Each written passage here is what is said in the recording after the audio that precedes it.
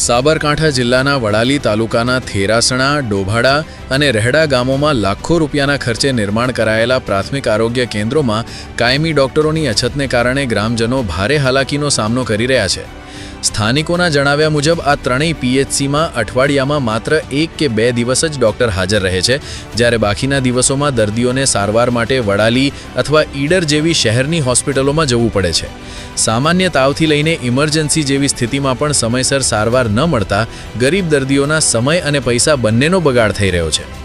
સ્થાનિકોએ આરોગ્ય વિભાગની કામગીરી સામે રોષ વ્યક્ત કરી કાયમી ડોક્ટરોની તાત્કાલિક નિમણૂક કરવાની માંગ ઉઠાવી છે।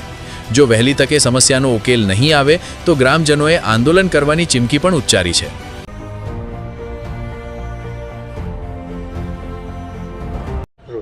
આયુષ્માન આરોગ્ય મંદિર પ્રાથમિક આરોગ્ય કેન્દ્ર ડોભાડા તેમાં છેલ્લા કેટલા સમયથી પરમેનન્ટ ડૉક્ટર મળતા નથી। જે તે ચાર્જમાં હોય છે, સમયસર જે પેશન્ટ આવે ડૉક્ટર હાજર ના હોય તેમને દવા મળી શકતી નથી, જેના કારણે ગરીબ પ્રજાને મોટી હાલાકી ભોગવવી પડે છે। આરોગ્ય કેન્દ્રમાં આજુબાજુના લગભગ 25 થી 30 ગામ આવરી લેવામાં આવેલા છે। આ નાના માણસોને 25 થી 30 કિલોમીટર દવા માટે જવું પડે। સામાન્ય શરદી થઈ હોય, સામાન્ય પ્રોબ્લેમ હોય તો 25-30 કિલોમીટર જવું પડે છે। એમાં પૈસાનો બી વ્યય થાય છે અને સેન્ટરમાં જવાથી બને એટલે સમયસર અમને સારવાર મળતી નથી। તો ડોભાડા ગામમાં કાયમી ધોરણે મેડિકલ ઓફિસર મળે એવી ગામજનોની માંગ છે। વાઘેલા નરેન્દ્રસિંહ પૃથ્વીસિંહ, પૂર્વ સરપંચ ડોભાડા। અમારી લાગણી એ છે કે ડોભાડા પ્રાથમિક આરોગ્ય કેન્દ્રમાં છેલ્લા 3 માસથી પરમેનન્ટ ડૉક્ટર નથી। આ દવાખાનું એ 4 થી ચાલે છે, જેથી ડૉક્ટરની નિયમિતતા રહેતી નથી। તેને લીધે અમારા 30 થી 40 ગામ આ દવાખાના છે જે જોડાયેલા છે એના દર્દીઓને હાલાકી પડે છે। સામાન્ય તાવ એમાં શરદીમાં પણ એમને વડાલી જવું પડે છે। આવી નાની બાબતોને એમને પૈસા ખર્ચીને વડાલી જવું પડતું હોવાથી ખૂબ જ હાલાકી થાય છે। તો અમારી સર્વે ડોભાડાના ગ્રામજનો, આ વિસ્તારની જનતાની લાગણી છે કે આવનારા દિવસોમાં એ પરમેનન્ટ ડૉક્ટર અને આ દવાખાનું એ 24/7 થાય, જેથી કરીને એ સ્થાનિક સુવિધા મળી રહે અમારી લાગણી છે। આવું જ રહેતો નથી।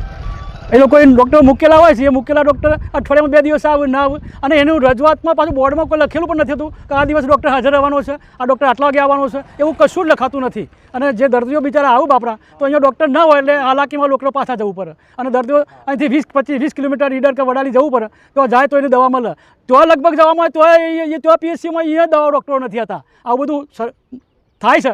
પણ આ આરોગ્ય મંદિર બનાવ્યું છે, મંદિર તો બનાવ્યું પણ દેવ કે ડૉક્ટર જે હોવા જોઈએ દેવ તરીકેના એ ડૉક્ટર જ નથી, તો મંદિરનું શું કરવાનું? અમે કરોડો રૂપિયા સરકારે ખર્ચ્યા છે।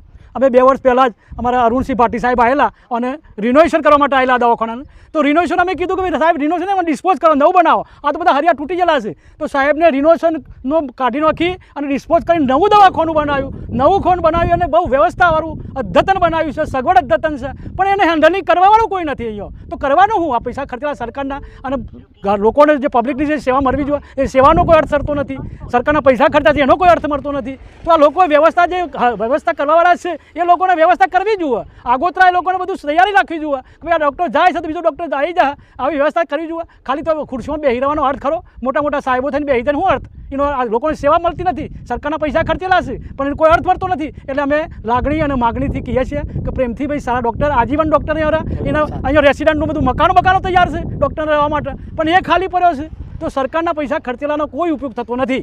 એટલે પ્રેમથી કહીએ છીએ સાહેબ, માગણીથી લાગણીથી કે ડૉક્ટર અહીંયા કાયમ રહે એવા આજીવન ડૉક્ટર મૂકો। બીજું શું કહીએ? મારું નામ વાઘેલા વખતસિંહ નાથુસિંહ।